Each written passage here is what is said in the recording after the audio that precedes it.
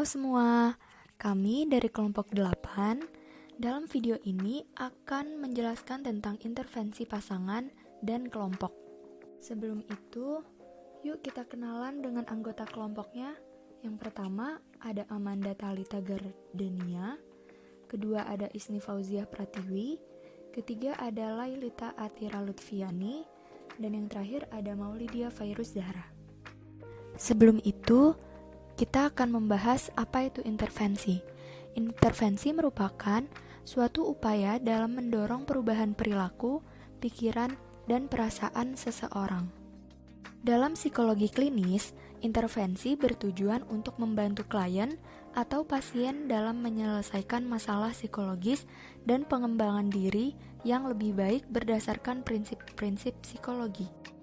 Menurut Himpunan Psikologi Indonesia, Pasal 68 ayat 1, intervensi dalam bidang psikologi dapat berbentuk intervensi individual, intervensi kelompok, intervensi komunitas, intervensi organisasi, maupun sistem. Selanjutnya akan dijelaskan apa itu intervensi pasangan. Intervensi pasangan atau terapi pasangan menjadi sebuah pendekatan yang terpisah dari terapi keluarga, disebut juga dengan terapi perkawinan. Konflik di dalam pernikahan sangat berhubungan dengan kepuasan pernikahan. Dalam terapi ini, biasanya akan dibicarakan masalah-masalah yang terkait dengan keuangan, kepuasan seksual, pembagian pekerjaan rumah tangga, otonomi, isu parenting, kesulitan komunikasi, perselingkuhan, dan negosiasi. Pendekatan intervensi pasangan. Yang pertama ada integratif. Gordon, Bauchom, dan Snyder mengembangkan tahapan pemaafan menjadi program intervensi untuk kasus perselingkuhan, yaitu strategi integratif forgiveness, dengan mensintesakan bersama pendekatan kognitif behavioral therapy atau CBT, Insight Orient Therapy atau IOT, dan literatur trauma. Kemudian yang kedua ada The Couple Communication Program atau CCP. Bertujuan untuk meningkatkan kesadaran diri dan pasangan, hubungan, peran konflik, dan komunikasi yang terbuka pada pasangan. Program ini dilakukan selama 2 jam setiap minggu selama 4 minggu. Berdampak pada kepuasan, komunikasi, dan kualitas pernikahan. Kemudian yang ketiga ada strategi Hope Focus Enrichment. Berfungsi untuk mempromosikan cinta, keyakinan pada pasangan, dan bekerja sama untuk memotivasi pasangan dalam pernikahan. Program ini terdiri dari 5 sesi, tiap sesi berdurasi 1 jam. Peserta program ini diharapkan dapat meningkatkan komunikasi, intimasi, dan pelatih memberikan umpan balik pada keterampilan komunikasi, keterampilan resolusi konflik, training perilaku positif, intimasi, dan pengembangan latihan. Kemudian yang terakhir ada Couple Coping Enhancement Training atau CCET. CCET merupakan program prevensi pada masalah pernikahan yang mengkombinasikan terapi kognitif dan perilaku dengan teori stres, coping, dan pertukaran sosial. Tujuan program atau pelatihan ini membantu pasangan mendapatkan keterampilan baru yang dapat meningkatkan komunikasi dalam pernikahan, problem solving, manajemen stres, coping, dan pasangan memiliki kepekaan pada isu kesetaraan atau keadilan dalam relasi. Waktu yang dibutuhkan 18 jam dalam 6 minggu. Jenis-jenis intervensi pasangan. Yang pertama ada Behavioral Couple Therapy atau BCT, ditemukan oleh Richard B. Stewart pada tahun 1960-an. Komponen utama pada BCT yaitu teknik contingency.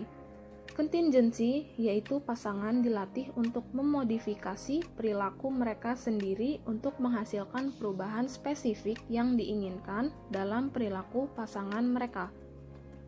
Kemudian ada support understanding technique. berfungsi untuk meningkatkan perilaku positif yang dipancarkan oleh pasangan, meningkatkan kolaborasi dalam pasangan, dan meningkatkan perasaan positif pada masing-masing pasangan. Kemudian ada problem solving technique, berfungsi untuk melatih keterampilan positif sehingga dapat menghasilkan keputusan efektif.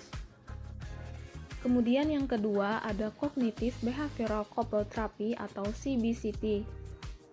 Teknik intervensi yang paling umum digunakan dalam CBCT yaitu meliputi pengembangan keterampilan komunikasi, pemecahan masalah dan resolusi konflik atau pembiasaan saling bermusyawarah sebelum pengambilan keputusan, restrukturisasi kognitif atau penyesuaian kognisi pasangan, peningkatan identifikasi dan ekspresi emosi, tujuannya agar saling pengertian maupun toleransi terhadap pasangan, peningkatan ekspresi kasih sayang dan sensualitas antara pasangan, peningkatan dan pengembangan fungsi seksual, serta penerimaan dan toleransi terhadap perbedaan dan ketidaksesuaian.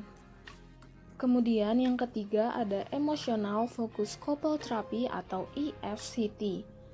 Bertujuan untuk mengubah gaya interaksional dan respon emosional pasangan yang bermasalah, sehingga ikatan emosi yang lebih kuat dapat dibangun.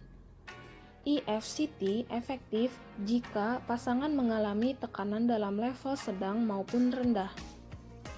Manfaat EFCT yaitu sebagai fungsi relasional dan memunculkan insight dengan kemampuan mengkomunikasi emosi primer.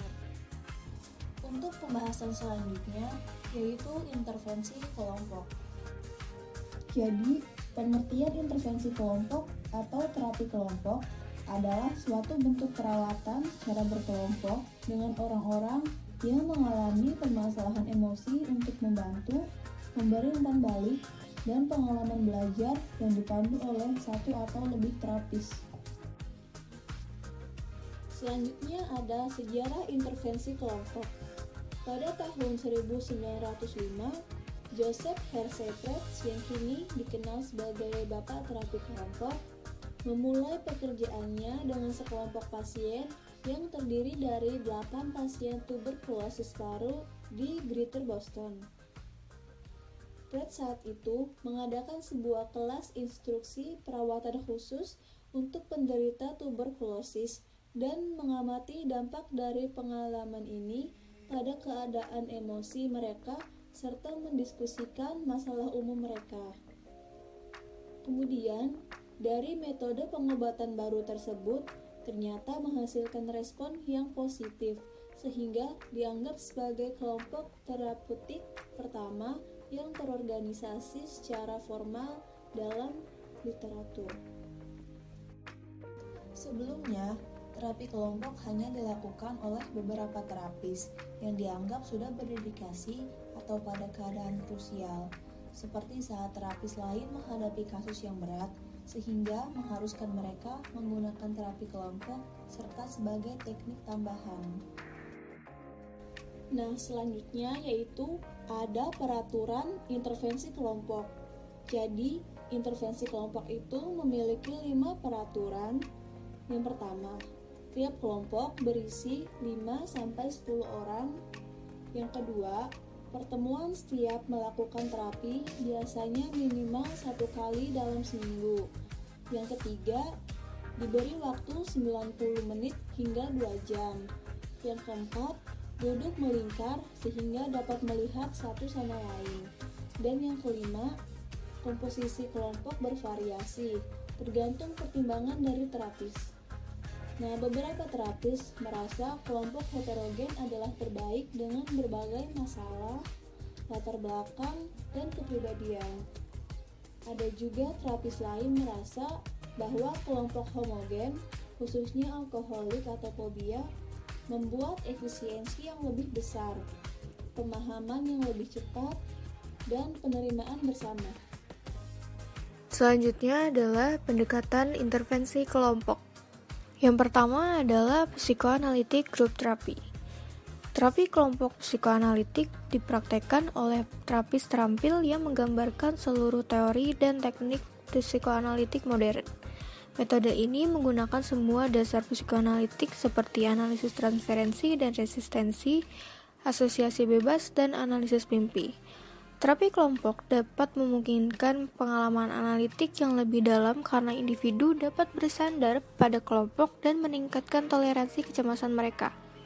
Biasanya, dalam kelompok terdiri dari 8 hingga 10 orang yang berisi laki-laki dan perempuan dengan jumlah yang sama dan bertemu selama 90 menit 3 kali dalam seminggu. Terkadang, kelompok bertemu sekali atau 2 kali dalam seminggu tanpa didampingi terapis yang bertujuan memfasilitasi hubungan transferensi. Setiap individu diberikan kebebasan untuk mengasosiasikan perasaan mereka tentang anggota lain, menceritakan mimpi, dan menganalisis perasaan resistensi dan transferensi terhadap terapis dan anggota kelompok lainnya. Kedua, psikodrama. Pendekatan terapi ini dikembangkan oleh psikiater bernama Jacob Levi Moreno pada tahun 1920-an dengan menggunakan teknik role-playing atau bermain peran, baik peran diri maupun orang lain, sebagai suatu bentuk pengembangan diri individu. Psikodrama terdiri dari elemen teater, biasanya dilakukan di atas panggung atau ruang yang berfungsi sebagai ruang teater, di mana alat peraga juga dapat digunakan.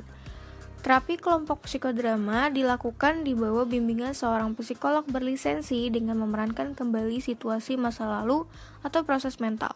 Metode ini dikatakan membawa tingkat kelegaan emosional atau katarsis dan spontanitas yang meningkatkan wawasan serta pemahaman diri. Ketiga, transactional analysis. Transactional analysis atau bisa disingkat TA adalah metode terapi yang dikembangkan oleh Eric Berne pada tahun 1950.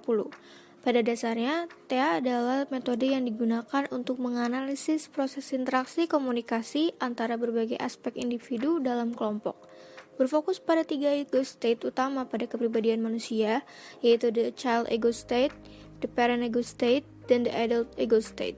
Setiap ego state masing-masing memiliki sisi negatif dan positif. The child ego state memiliki sisi positif antara lain spontan, tanpa hambatan, dan kreatif.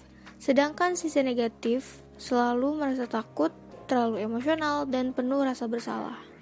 The parent ego state memiliki sisi positif antara lain suportif, penyayang, dan pengertian, sedangkan sisi negatifnya adalah suka menghukum dan menyalahkan. The adult ego state memiliki sisi positif, antara lain berpikir logis, penuh perencanaan, dan informatif. Sedangkan sisi negatifnya adalah tidak spontan.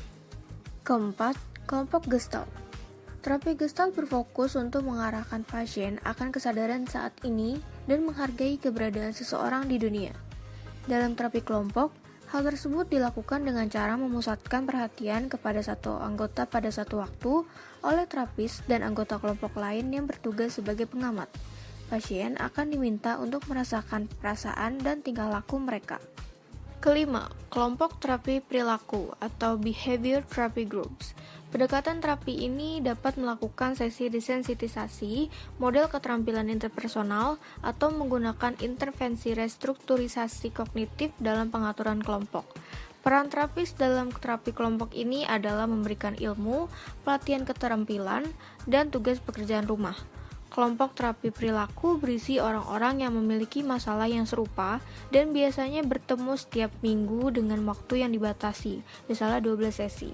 Penilaian akan diberikan pada sebelum, selama, dan setelah perawatan untuk mengetahui perkembangan pasien. Menurut penelitian, kelompok terapi perilaku dipercaya untuk pengobatan depresi, sosial fobia, dan kondisi lainnya.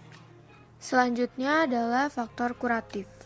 Yalom 1975 menetapkan faktor kuratif yang menjelaskan kegunaan dari terapi kelompok, antara lain, yang pertama, instillation of hope, yaitu mengamati orang lain yang telah berhasil bergulat dengan masalah dan membantu menanamkan harapan, yang mana adalah bahan penting untuk pengalaman terapi yang sukses. Yang kedua, universality, yaitu mendengarkan orang lain yang memiliki masalah, ketakutan, dan kekhawatiran yang sama. Mengetahui bahwa seseorang tidak sendirian juga bisa sangat bermanfaat. Ketiga, imparting of information, yaitu anggota kelompok dapat menerima saran dan bimbingan tidak hanya dari terapis, tetapi juga dari anggota kelompok lainnya. Keempat, altruism. Pada awalnya, seorang anggota kelompok sering merasa tidak berguna dan kehilangan semangat. Ketika menjadi jelas bahwa seseorang dapat membantu orang lain dalam kelompok, perasaan harga diri dan kompetensi yang lebih besar muncul. Kelima, corrective recapitulation of the primary family group. Konteks kelompok dapat membantu klien memahami dan menyelesaikan masalah yang berhubungan dengan anggota keluarga. Keenam, development of socializing techniques. Belajar berinteraksi dan meningkatkan keterampilan sosial dalam situasi sosial. Ketujuh, imitative behavior. Menonton dan mendengarkan orang lain dapat mengarah pada pemodelan perilaku yang lebih bermanfaat. Anggota kelompok belajar dari satu sama lain. Kedelapan, interpersonal learning. Berinteraksi dengan orang lain dalam kelompok dapat mengajarkan seseorang tentang hubungan interpersonal, keterampilan sosial, kepekaan terhadap orang lain, resolusi konflik, dan sebagainya. Kesembilan, group cohesiveness. Anggota kelompok menjadi kelompok kecil yang terjalin erat dan dapat meningkatkan harga diri melalui penerimaan kelompok. Kesepuluh, katarsis, yaitu belajar bagaimana mengekspresikan perasaan tentang orang lain dalam kelompok dengan cara yang jujur dan terbuka, membangun kapasitas untuk saling percaya dan pengertian. Dan yang terakhir, existential factor, yaitu menunjukkan keberadaan atau eksistensialisme. Dengan hidup secara eksistensial, klien belajar bagaimana menerima kondisi tanpa melarikan diri. Sebaliknya, mereka belajar bagaimana hidup dengan kondisi itu dan melaluinya. Nah, dari macam-macam terapi yang sudah kita sebutkan di dalam video, diharapkan kalian tidak ragu ataupun merasa malu untuk meminta bantuan psikolog maupun psikiater profesional jika merasa ada sesuatu yang mengganggu diri ya. So guys, stop self-diagnose. Sekian penjelasan dari kelompok kami mengenai intervensi pasangan dan kelompok. Kurang lebihnya mohon maaf. Semoga materi yang kami sampaikan bisa bermanfaat ya. Sampai jumpa.